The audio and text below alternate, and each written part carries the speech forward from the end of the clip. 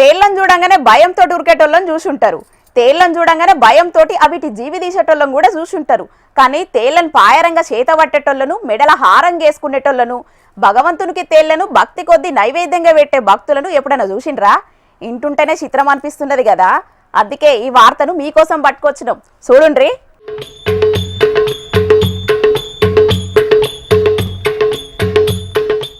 ఓయమ్మనే, తేళ్లతోటి ఎట్లా ఆడుకుంటాండ్రు చూడుండ్లా.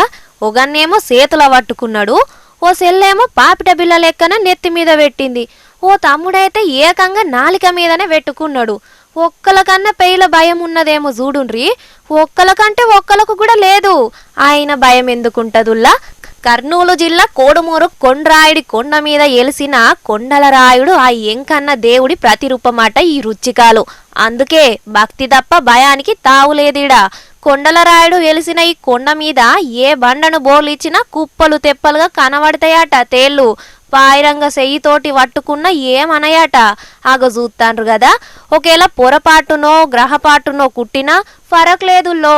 ఎందుకంటే కొండ మీద ఎలిసిన ఎంకన్న గుడి చుట్టూ 3 ప్రదక్షిణలు చేస్తే నొప్పి అడ్రస్సే ఉండదట. అట్లాని ఈ కొండకచ్చేటి భక్తుల నమ్మకం.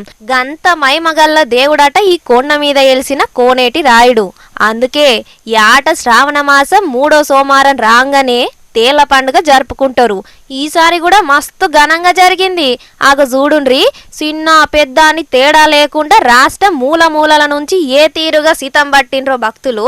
సానా చరిత్రే ఉన్నదట ఈ తేళ్ల పండుగకు. తరతరాలుగా వస్తున్నదట ఈ ఆచారం. అటువంటి ఆచారాన్ని యాట శ్రద్ధ కొద్ది పాటిస్తున్న భక్తులందరినీ తారీఫు చేయాల్సిందే. ఎందుకంటే వెనకడి పెద్దలు ఏ ఆచారం సాల్వ్ చేసినా దానికో అర్థం పరమార్థం తప్పక ఉంటుంది. ఏమంటారులా పబ్లిక్?